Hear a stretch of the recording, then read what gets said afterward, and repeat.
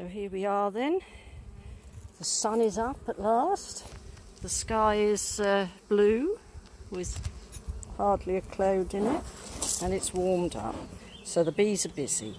So this is the apiary we're doing first.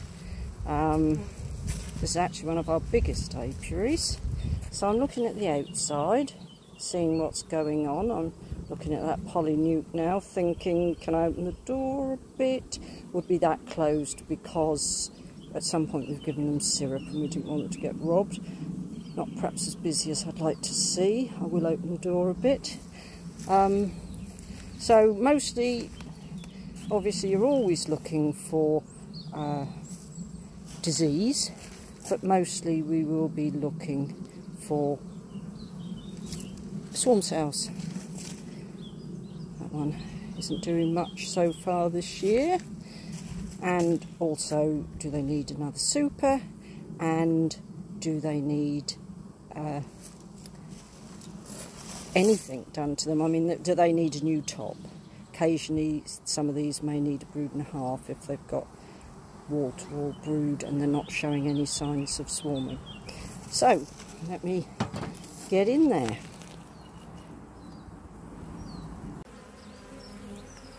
Right, so we got a brood and a half. This is the last one in the apiary, so I'm two more. Well, this last one in this row, I wouldn't like you to think he's a pedant. Let's have a little look underneath that, shall we? Oh yes, we have some queen cells, but not sealed queen cells or anything. No, I don't think so. There. Right. So he's put that over there like that. He puts the eek, so it's the super from off of here. Then it's the queen excluder up the other way to the way it is on the hive in case the queen is on the excluder. Then an eek so that if the queen is on the bottom of the frame or on the excluder, they don't get squashed. And I have actually done that once when I didn't use an eek. So that's the brood and a half, that's the half put safely over there, and he can look through this side without worrying.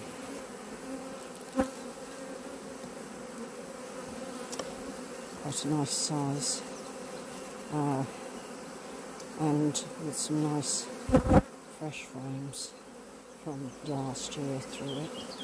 We never seem to manage to change quite as many as we want to. Not much in the way of brood at the moment, but it looks as if it has had brood on it. So what have we got on that one, Stuart? Some larvae and sealed brood. Right. And probably eggs at the edge, but... Same on that side. Yeah. So that was a sheet of brood that has emerged, and then the queen has laid it up again, starting from the middle, working her way out. Right, so on this frame we've got worker brood sealed, we've got worker brood being sealed with larvae, we've got eggs and small larvae, and then this side we've got some drone brood. Some people seem to think that they can't make drone brood on these frames, but they can perfectly. They just make the cells bigger and they don't seem to have any problems. Obviously we don't want lots and lots and lots of drone brood, but we do want some, especially when it's a good colony.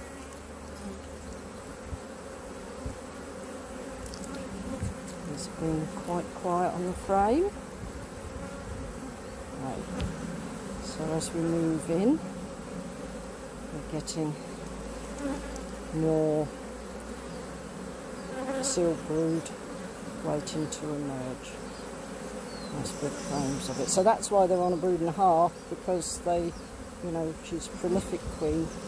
She would have laid across and we'll have gone, right, give her more room. If we started again, we would use commercials. But by the time we realised that we should have had commercials, we had so much equipment that, you know, you just don't want to start again from the beginning. And we did, in fact, try deep nationals so they're the same size but with deeper frames. Again, the difficulty is you end up with two lots of equipment that you've got to carry around, but that said, I actually found them quite difficult to manipulate, the big heavy frames. So Langstroths were the other one that I struggled with, because although the frames are the same size, they have ridiculously tiny lugs, and at that point my hands are mildly arthritic now, but at that point my hands were more arthritic, and I just couldn't handle them. You know, I was dropping them and fiddling with them. So we stuck with the Nationals, but they're not really big enough. They're not for prolific bees.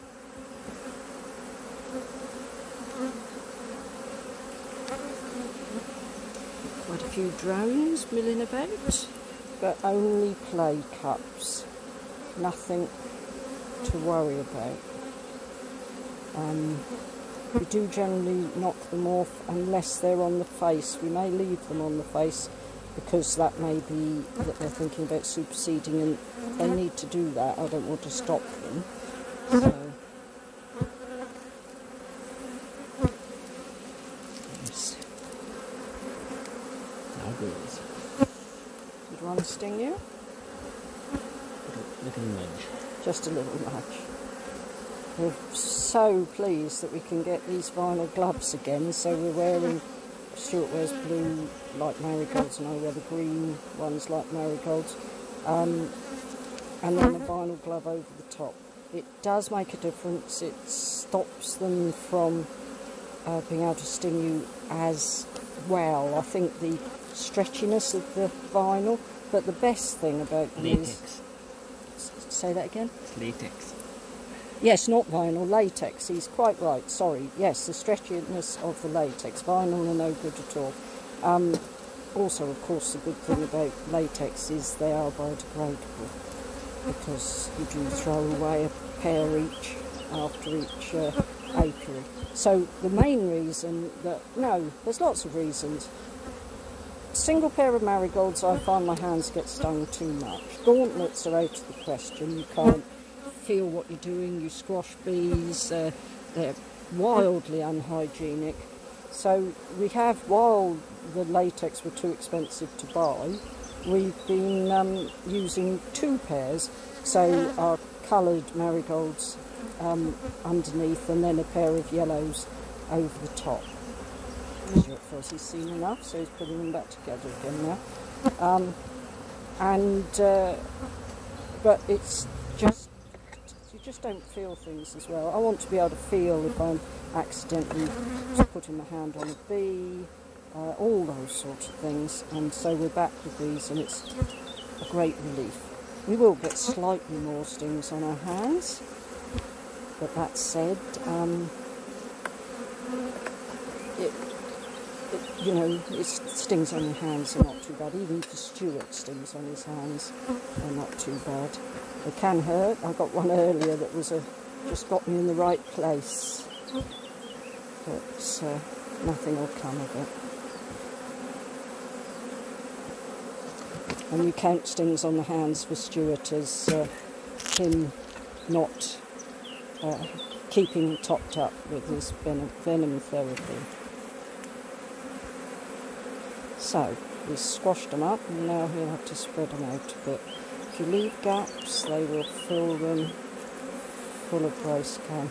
The bee inspectors, we find, always shove them right the way forward, and then next time you go, you've got all this wild comb along the back, which is a blooming nuisance. But, well, of course, some people use a dummy board to stop that, but we never have. We were never taught to. So we just spread them out and don't get a problem. Right, so I'll just pick this up so that I can make certain nobody gets squashed. Right, we'll have to remember that there's play cups on the bottom of some of those, because we didn't destroy them. So they could really gallop away with them if they wanted. This is our home apiary, so theoretically at least it should be the one that gets done the most. Doesn't always work out like that. And there we are, back. Okay, we've been through these now. This one, and this one have all been given second supers. There's a bit of a leak in that corner there. I might put something in it. That one is okay. This one, she's old. She was a swarm that we picked up, had fiddled.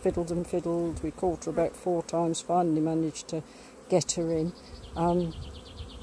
She's just really old. She's got dreadful pepper pot brood. She's got a lot of chalk brood, which we'd not be expected to be seeing by now. They need to make another queen, or we need to give them another queen. Coming on, didn't need to go up into a box. Same there. I don't think we gave them a super. Now this one, last time we put them down from a box because they were doing really poorly. They just weren't thriving. There weren't enough bees in there. It's very, very cold at night here. But having put them into a nice warm polystyrene nucleus, they've built up sufficiently that we've given them a top, and in no time at all they'll be back in a full-sized, with the strength and the numbers of bees to keep them warm. So they've done all right. Nothing. They're not setting the world on fire. There's not an awful lot in any of these supers, but they're doing okay. We don't expect that much here because it's only wildflowers. We haven't got crops, so unless you've got something like sycamores, which are giving very nicely at the moment, and there aren't any just here. So.